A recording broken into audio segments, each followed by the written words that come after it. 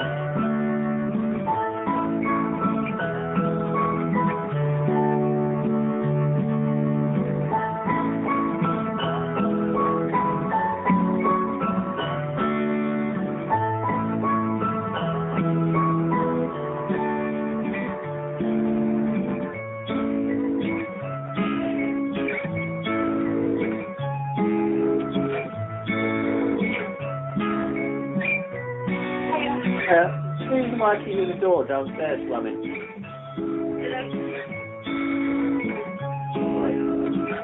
Put a lock on it. And when you want to come in, you can knock on the door. Alright. Right.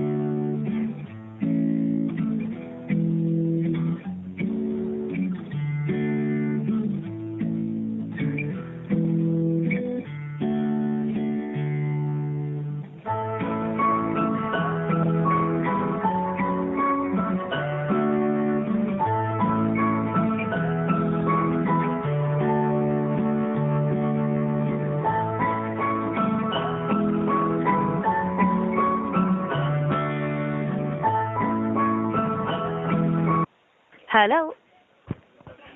Hello. Hiya, David. Thank you for holding. Basically, I've had a look a bit more deeper into the account, and I have noticed that my manager actually left some detailed notes for myself. Well, whoever spoke to you, which is me now. What it says is that basically, you know, like you said on Saturday when the engineer came and they said that they fixed everything. No, the engineer said there's nothing to fix because it's all fine. He says your line is fine. He says, and I ended up contacting a TalkTalk engineer by the name of John Chapman. Yeah. And he says, yeah, they know there's been a problem with the system. It's still an open case, and they don't know when it'll be fixed. So up until that point, TalkTalk, your colleagues were telling me there is no fault on the line at all. Right. Okay. Because on the latest note, it says that OpenReach closed the fault because when they did all the testing, they're saying that it was fine. However, obviously, if you're saying it's not fine, then we need to look into that further. But what it says is that what's you're not understanding here is there isn't anything wrong with the telephone line. It's a fault with TalkTalk. And TalkTalk know about it. And that's what 2 engineers now have told me. The one that came out on Wednesday and the one that came out on Saturday. And the one on Saturday told me the engineer he spoke to from TalkTalk was called John Chapman. And he says, yes, there's a big problem and they know about it. And the problem is still an open case. So it doesn't matter whether the engineer that came to my house said my line's fixed, because it's not fixed, because he's never had to fix it. There's nothing wrong with it. It's TalkTalk's provision to the line that is the problem. And I don't know why you won't just admit it and accept it and then tell me what's going on. Right. The only reason why is because there's actual notes to say that they fixed it on Saturday, that they actually fixed the line, and when they left, it was fixed. But when they tested it, I don't know what the other engineers. Yeah, what they're telling you is this is absolutely amazing. They're telling you that there's no problem with the line because there isn't. There isn't anything wrong with the line. The problem is TalkTalk's provision to the line of the phone. All the engineer could get on Saturday was an engaged tone. And he said, I did everything I could, and he said, I then had to contact your provider, TalkTalk, and they told me they know there's a problem. It's their problem. There's nothing wrong with the line. They're dealing with it. And I was like, well, okay, then. Well, when I speak to Rachel, I'll get some hopefully better response. I didn't get a call from Rachel at all, and I've not had my call from Gary McFadden, who is supposed to be a manager or supervisor or something. Yeah, he's a manager, yeah. So another problem I've got is I actually asked to make a complaint on Wednesday, and still nobody's got in touch with me to deal with that complaint. Right, I'm sorry to hear that. Right, so I can help you with that complaint today. I can put that forward today as well. There has been I put it forward on Wednesday, and I was told somebody would get back to me. Right. Nobody's got in touch with me at all. Yeah, that is very bad that nobody's spoken to you, and I can only apologize on their behalf. They should have realistically spoken to you. But moving forward now, obviously you're saying all I need to make sure now is the phone line still not working? Oh my goodness! Or is it working or not? Look, I'm not being funny, but I've just had this conversation earlier on. Why on earth would I'm supposed to be working in my own business, why would I waste my time on the phone calling you now? I have no phone. I have an engaged tone, is all I can get. I can't receive calls. I can't make calls. Okay, so that's I wish you would write this down. We don't need somebody to come and check my line. We know the line is fine. It's 100% fine. We need to find out why TalkTalk can't provide me with a line that I can use. Apparently, the OpenReach people, if you just speak to OpenReach, they would explain to you themselves. I mean, you can speak to them to tell them to come out, to speak to them to find out what it is that they're saying. Find your employee, John Chapman, who works for you, and ask him. No, I understand your frustration where you're coming from, because at the end of the day, you've just been repeatedly saying what you need, but nobody's actually doing anything. So I completely understand where you're coming from.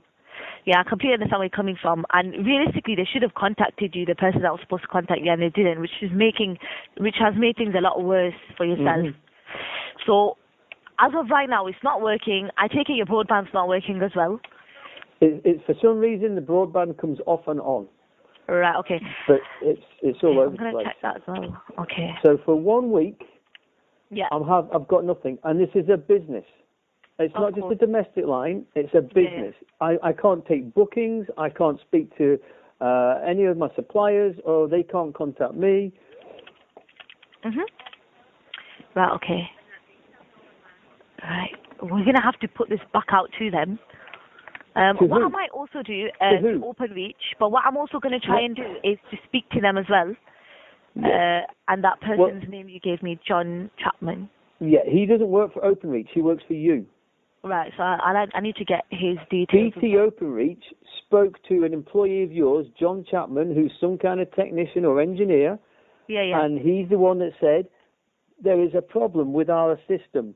It is still an open case. That was the wording he used to the BT OpenReach engineer that I spoke to on Saturday. Okay. So you don't need to put it to BT at all. You just need to find out with TalkTalk, the people that you work for, there must be some kind of number you can call that with technical advice or help, they can say to you, oh yes, we are having problems providing a telephone line to that address. If you have to do it by getting BT OpenReach out again, I think you can, but you're just wasting your time, and I don't know if it costs you money, you're wasting your money. No, I understand. And it also wastes my time because I have to then make myself available at all times of day, waiting for this person to turn up to tell me what we already know, that the line isn't got a problem. If I've had two BT guys out in less than a week to tell me the line is fine, surely that must tell you that the line is fine. Right, so if the line, that's fine, but you're just not being able to make or receive. I can't make calls, no, because TalkTalk has got a fault with your system, whatever it is, however you provide me with it, there is a problem with it. It is as I've just given you the wording here, a problem with the TalkTalk system. It is still an open case. We are aware of it, said John Chapman. I need to get hold of that John Chapman as well, because I think he knows everything, and it's better to liaise with him rather than keep getting different people and they all tell you the same thing, because that's what's making it worse. So we need to make sure, first of all, that whoever I get knows what they're talking about and they know actually what's going on. I would start investigating within TalkTalk before you start asking anybody else outside of TalkTalk, because, like I said, engineers, I trusted them. They were really nice. They were really helpful. Yeah, I understand what they tried very hard to resolve the matter for me, and when they couldn't find out what it was, and then they detected that it was beyond anything they could do, so they both called TalkTalk, and they both got the same response. It's not a problem with the line. We know that. It's a problem with us, and we're on the matter now. Right. Yeah, obviously, for yourself, obviously, it's not ideal what's been happening. I mean, it's taken this long for it to actually get resolved, which it shouldn't really be taking that long. What's happened also is because of the miscommunication, that's also made a huge problem. Because obviously, you wouldn't lie to us that you've got a problem when obviously, you've got a problem, and we need to do something about it. There's no point saying that you don't when you do. That's the first thing, obviously, that should have really been understood from the other agents, which I'm sorry if they didn't do that. So I understand what you're saying now. And I got told on Friday that I don't need to make a complaint because there's nothing to complain about because it's all fixed. Well, how stupid is that? When I'm on the phone saying it's not fixed. So I don't know what's happening, but I would like a proper process of complaint to be. I'm going to do the complaint now as well. Started, and I want somebody who investigates it, whether it's yourself or whoever it is that deals with it, to then give me a detailed response of what happened and why it went wrong, and then what TalkTalk's going to do about it to resolve it, please. Yeah, completely. And I don't think it's an unreasonable request. No, of course not. I think you're well within your rights to ask for that. I mean, if I'm being completely honest with you, even if I was in that same position as well, I'd do the exact same thing as well. Because at the end of the day, you're paying for a service, and you should be able to receive the service that you're paying for. Right. So what I'll do is I'll put a complaint in that for as well. It's just basically that the service has not been received by TalkTalk, which is obviously us. And is there anything else you'd like me to add on to the complaint as well? Well, yeah, the fact that I've tried to make a complaint and I was told there's no point. The fact that I was told that, yes, we've already opened a complaint for you, but no one still had got back to me. Right. Well, what's the point? I mean, is this going to happen today? I mean, is anybody going to respond to me today? I don't know. No, I'll make sure of that now. I don't know why they said to you can't make a complaint, because you actually can, and it's just nobody's done it, which is very bad as well. I don't know why nobody's done it. I mean, we have a... Well, there you go. So you can add that to it. I could just go off on a whole list of things that have just gone terribly wrong. It's not ideal. The bad advice, I mean, the amount of times I got told, oh, don't worry about it, it's not a problem, you won't lose your phone, or you'll have a phone very soon, all these things, but none of it's happened. And somebody will call you. At one point, I got told nobody can call you. I was like, what do you mean nobody can call me? Well, we don't have that system in place. I was like, you're a media company and you can't make a phone call. I mean, how stupid is that? I got told, I asked if they could just send me an email with an update of what's going on. Oh, we can't do that. This is all the kind of stuff I've been getting told. It's absolute nonsense. Emails. I don't understand why they've said that. Of course you can get I see you've just sent me one right now. Yeah, you've got an email. Do you know what? I don't understand why you've received such poor service as well, because, to be honest with you, even I expected better as well. I'm actually quite surprised at how bad it is. It says at the start of my phone call that these calls are recorded. I would like the person who handles this complaint to listen to some of the calls and some of the rubbish information or handling that I've had from Monday last week when I first phoned up from a gentleman that was really nice and really pleasant and said, don't worry about anything, it'll all be okay. I will call you this afternoon to let you know what's going on, but do not worry, you're not going to lose your phone. Was that Gary that said that? Pardon? Was that Gary, the manager, that said that, or was that... No, this is the first person I spoke to on Monday that I called. Last week. Yeah. Last week this is, because I was told an engineer was going to come out to me, and I never saw an engineer, so again, I wasted my time. So when I called up to speak to somebody, he said, don't worry about it, it's probably that the engineer didn't even need to come to you. I was like, well, it would be nice for somebody to tell me, because I got an email from you saying to wait in from 8 o'clock in the morning to 1 in the afternoon. And they said, well, don't worry about it, if there's going to be any problems, we'll give you a call this afternoon, probably about 3 o'clock, is what I was told. And I never got my call, and then my phone got cut off. Right. So I think the first agent that you spoke to was someone called Zane, so he was fine. But it was the ones after him that we need to get those calls listened to as well. Is that correct? So you want to get... Zane was somebody I spoke to, but I think he was on Tuesday. Yeah, okay. The person I spoke to on Monday, I didn't even take their name because I just thought it was a routine call, and I was convinced by their response that there was no problem, it was all in hand, and it was getting dealt with. And all it was is that at that time, I thought an engineer was coming, and they said maybe he doesn't need to come. And that was all it was on that point. Yeah.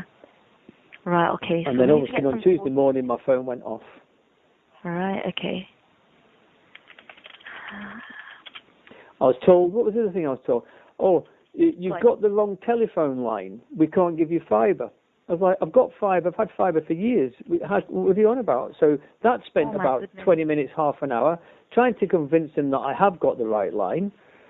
And then when I spoke to the BT engineers, they said, we've never heard such nonsense, because I was getting told, you need a gold line and not a silver line. They said it doesn't make any difference. You can still get it. This is the BT engineers who connect everything up. So that was another waste of half an hour, 40 minutes of my day, having somebody tell me I didn't even have a telephone line that could handle fibre. Oh, dear me. You've been given a lot of miscommunication, which is very, very, obviously very, very bad that this has happened. What I am also going to do is, obviously my manager is unavailable as of right now, but what I am going to do is I am going to pass this message, pass all this... all these notes onto him as well. And I think it might be better if I sort of explain it and we work together to try and get you the best solution. But I think right now what the best thing to do is to get all these notes properly into place before I do anything, because obviously I don't want it to happen again where you're getting the same problem, you get an engineer out and the line's fine but there's still an issue. So we need to get all of that done as well. It's just, to be honest, this is probably like one of the worst cases I've got where they've just not, nobody's actually dealt with the query properly.